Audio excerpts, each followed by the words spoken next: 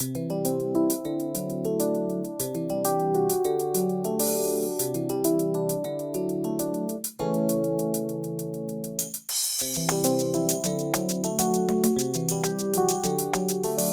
watching FISCal TV. Good afternoon and welcome to FISCal TV. Thank you for joining us. I'm Jim Caselli. On today's show, we have some FISCal Learning Center updates, a new FLC commercial, an interview with Jody Lusby, the outgoing CIC Chair, an interview with the Department of Fiscal's Chief Information Officer and Deputy Director of Information Technology, Kanuri Murty, and some SARD updates with SCO's Ted Lambert. Let's get today's show started with some new and updated training content that's recently been added to the FISCal Learning Center. Job aids and material.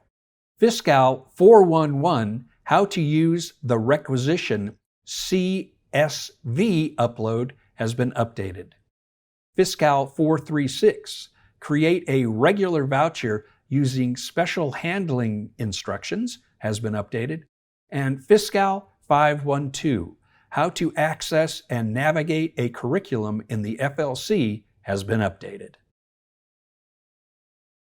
Online classes. CA amending the billing limit of a customer contract rate-based, closing a customer contract, creating a customer contract amount-based, creating a customer contract internal inter-unit, creating a customer contract reimbursement rate-based, and creating a customer contract federal rate-based have been updated.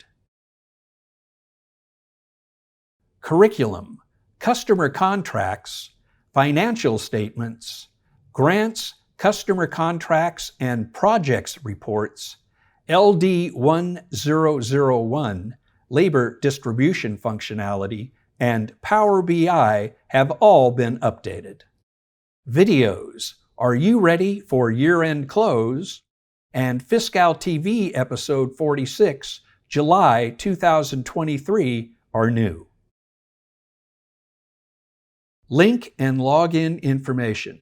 The FLC is limited to authorized users. Please log in using your FISCal credentials. You can access the FISCal Learning Center at the address on your screen. If you have any questions, please contact the FISCal Client Training section at FISCal Learning Center at fiscal.ca.gov.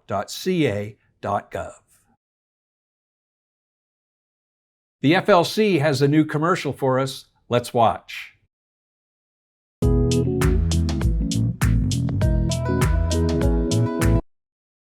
Hey Al, I'm trying to create an asset in FISCal, but this is all new to me. Can you help?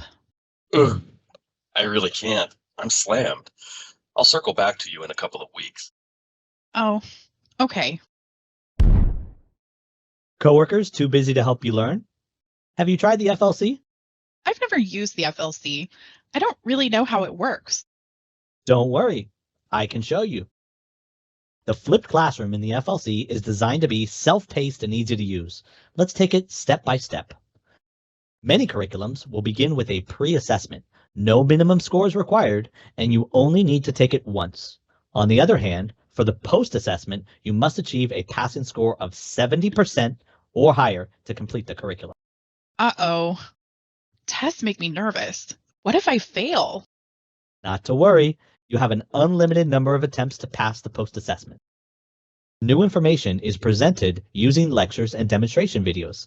Click the eye icon for a helpful instructions pop-up and the launch button to open the video. Select Menu, then the video title. You must watch the entire video to complete the training, and you cannot fast forward. But what if I've already watched the video and simply need to look up a quick fact? Must I watch the whole thing again? Good question. You can use the table of contents to jump to different sections of the video. Note, you can also toggle on and off the closed captions for accessibility. Videos are great, but what about practicing the skills I'm supposed to learn? Practice makes perfect. That's why the FLC curriculums offer a variety of optional practice exercises with clear instructions. But if you need extra help, simply click the eye icon. Oh, excellent. And that's not all. The curriculum has supplemental job aids. While not required reading, these are useful for future reference. This sounds great. I think I'm ready to start learning. For any additional questions, see Job Aid FISCal 512 or contact the FISCal Learning Center via email at fiscallearningcenter@fiscal.ca.gov.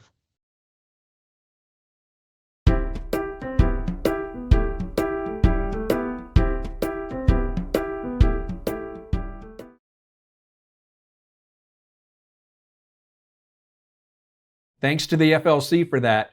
And you can watch this commercial again when we post this episode of FISCalTv to our YouTube channel in a couple of days. I recently sat down with outgoing CIC Chair Jody Lusby. Here's that conversation. Jody, welcome to FISCalTv this afternoon. Thanks, as always, for joining us. Absolutely. Thanks for having me. Glad to be here. Now, a lot of people know that you are the CIC Chair, but maybe a lot of people don't know that you are the outgoing CIC Chair. That's true. This will be my last year as CIC. It's my third year as CIC Chair. It's my third year. So as of December, my term ends, and I'm going to pass it on to somebody else. That's great. That's a long run for a chair, 3 years. So thank you so much for doing it and doing it that long. I know you did a great job. Thanks. I wasn't expecting to do it all 3 years, but I've had a lot of fun with it. So good. This worked out well. Tell us about some of the things that you initiated while you were CIC Chair. I know you made some changes, and I know they were all positive changes. So let's hear about those. So I think that off the top of my head, the first one that we did was we expanded the membership for CIC. Originally, it was only intended for agency level heads or deputy secretaries as voting members of CIC. They were the members, and then they would sometimes send a department representative as their delegate to these meetings. So it got to the point where so many departments were going live into FISCal that in order to make sure that everybody had a voice and could be heard, we expanded that membership to departments as well. So we looked for a good variety. I think we ended up with about 20 to 30 members as opposed to, I believe we had 10 before. That being small departments, medium departments, and large departments, so that everybody could have a voice and be more of a participant with FISCal, with the CIC.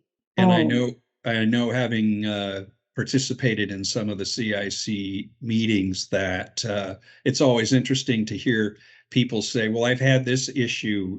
Does anybody have that issue? And can you help me with that? And even for me, I was watching one of your meetings and heard somebody say something, and it was turned out to be a great idea, and it turned into a FISCalTv segment that we used. Oh, wow. That's great. Yeah, so there's a lot of information to be had from the CIC meetings, definitely. Yeah. Well, one of the things that I've really enjoyed about CIC is all the information sharing. And in fact, we started, I guess it's been about 1.5 years now, lessons learned best practices session. And it's about 1.5 hours. We do it quarterly. Anybody can join, anybody can participate. We've had well over 100 people each time we've done it. And it just gives an open forum for departments to share things that they've learned that are working well, ask questions of other departments. We've had FISCal staff on there. SCO has been on there to answer questions, and it just gives everybody an opportunity to learn more and brainstorm together. So I think that's been really beneficial. Absolutely. Another one coming up in a couple of weeks. So. And that's a great positive for our end users to be able to tune into something like that. So I know one of the other reasons we have you on today is that as of now, there is not a CIC chairperson that's going to take your place, and we're actively looking for that person. So could you give us a little bit of background and talk about the time investment? So if somebody is thinking, oh, I'd really like to do that, but I'm not sure if I have the time. Can you maybe give a little background on that? Absolutely. It's not a big time commitment at all. Karuna over at FISCal does a lot of the administrative type stuff, setting up the meetings and coordination. That's a huge help. So the chair doesn't have to worry about a lot of that side of things. What I do, well, I'm not just leading the CIC meetings at CIC Chair, but I'm also leading those best practices sessions. Those are occurring quarterly. So that it takes maybe a half an hour of prep before each one. And then, like I said, those meetings go an hour and a half quarterly. The CIC meetings, we have those every other month. They've been lasting 30 minutes to an hour. I meet with FISCal, a couple of key staff at FISCal a week or two ahead of time. We finalize the agenda. That maybe takes a half an hour. Every quarter or so, we have a FISCal advisory committee meeting that goes maybe an hour that I sit in on.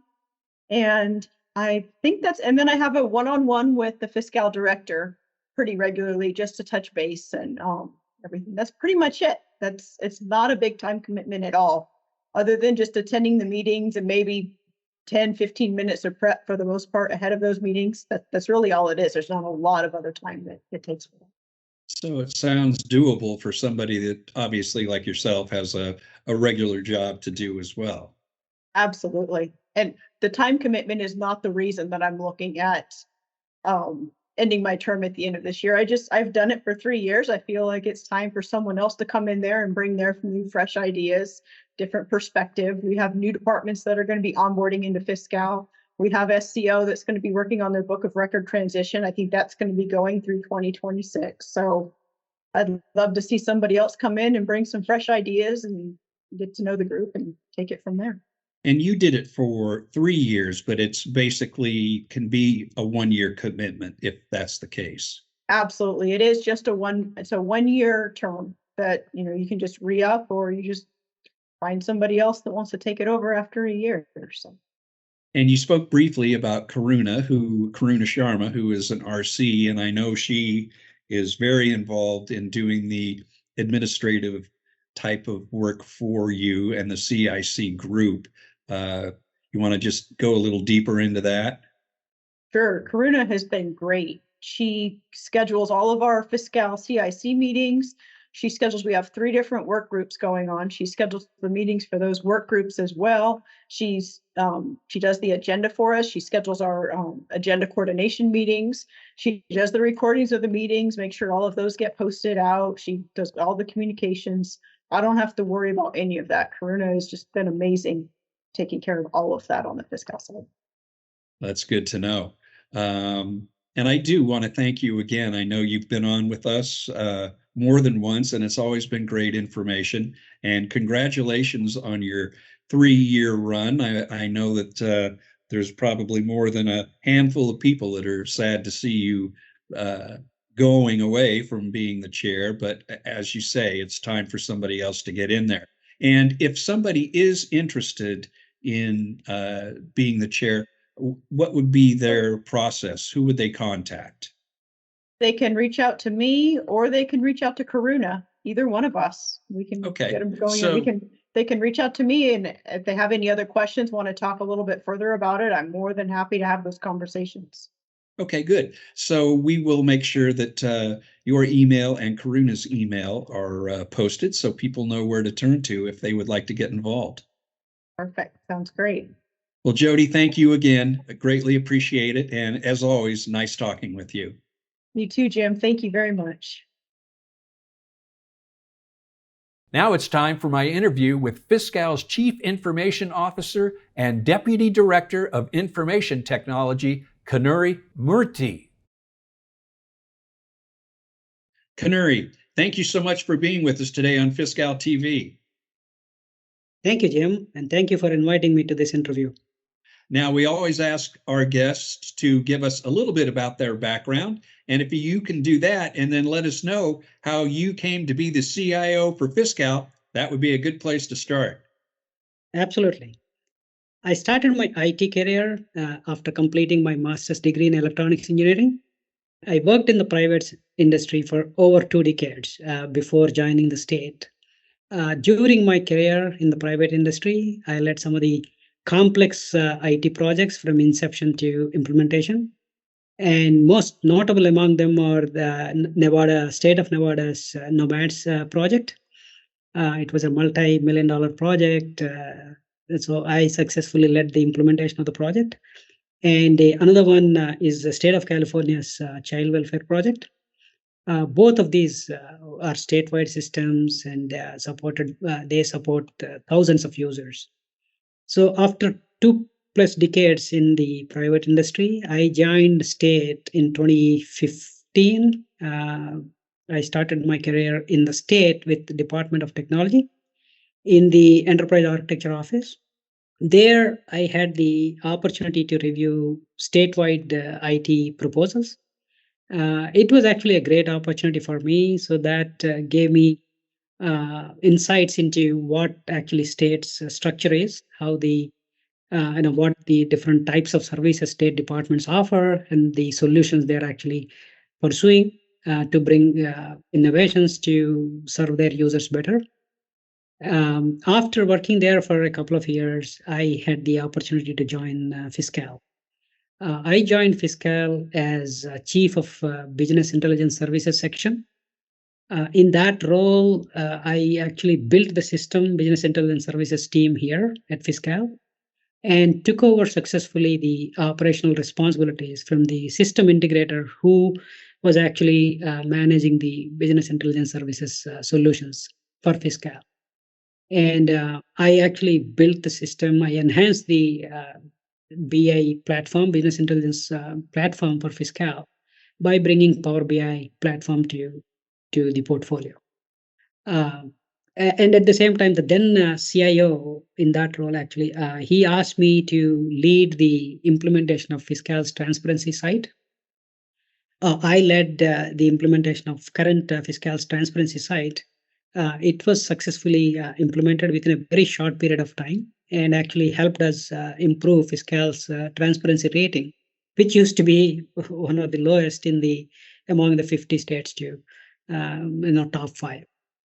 After that, in 2019, I was given the opportunity to be the Chief Technology Officer for FISCal. I got promoted into that role, where I was responsible for managing the entire computing infrastructure, the servers, the laptops, the networks, the data center servers, the cloud-based infrastructure, software as a service solutions, all of the infrastructure essentially. So I managed that till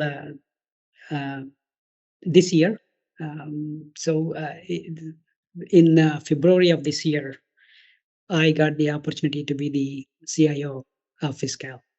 So that, in a nutshell, is my journey, Jim. Man, that's some journey. Now, I understand that you recently gave a presentation at the GovTech's State of Technology Conference. Can you tell us a little bit about that? Yes. So I got the invitation from GovTech's technology, the State Technology Forum guys, to talk in the forum to share our thoughts, our initiatives, and things like that.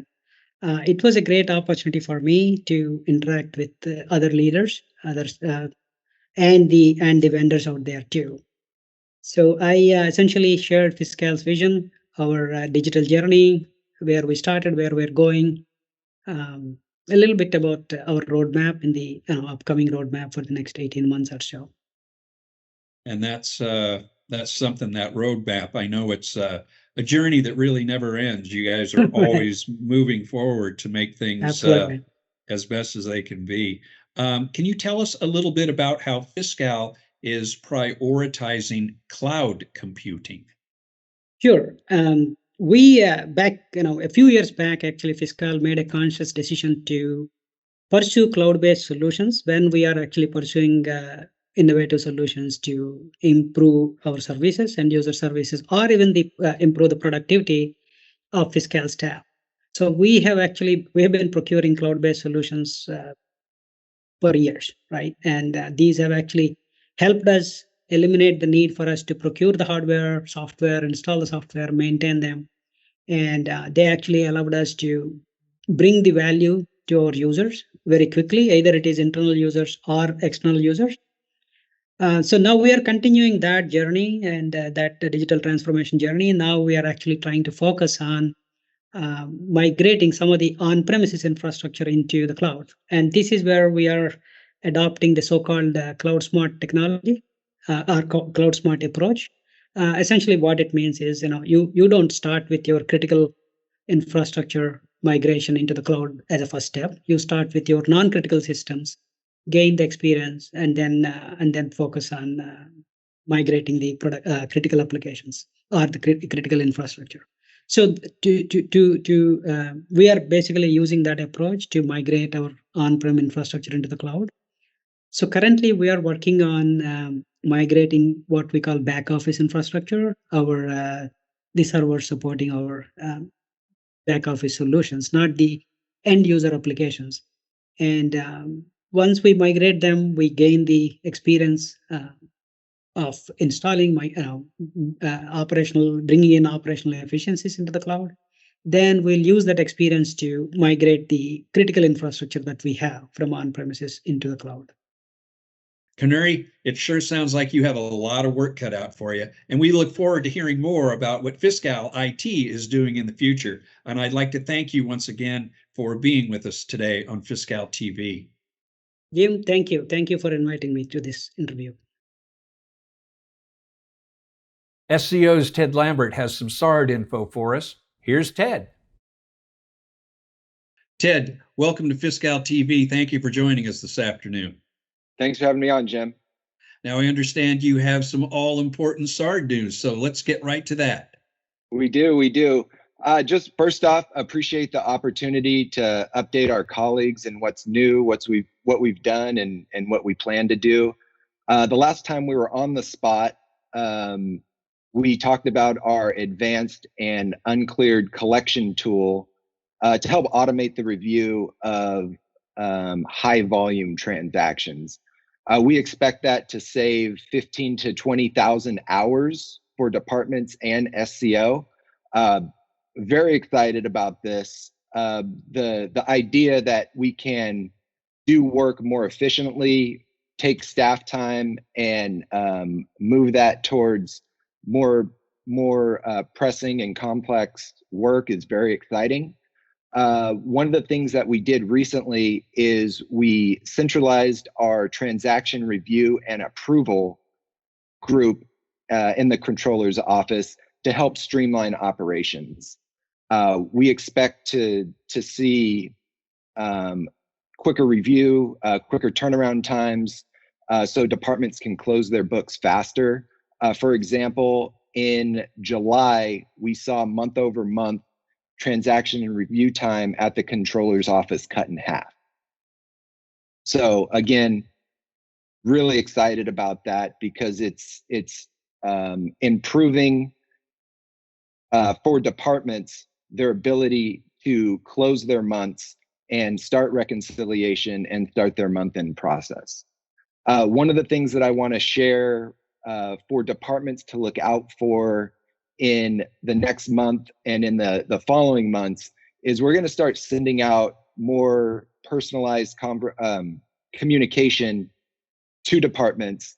And two of the things that you'll see in the next month when we send out our email communication is we're going to ask that those departments sign up for a listserv so that if there is urgent communication, we can reach out to you sooner. We're also going to send out a survey. It's going to be a very short survey. It's going to be about 5 questions.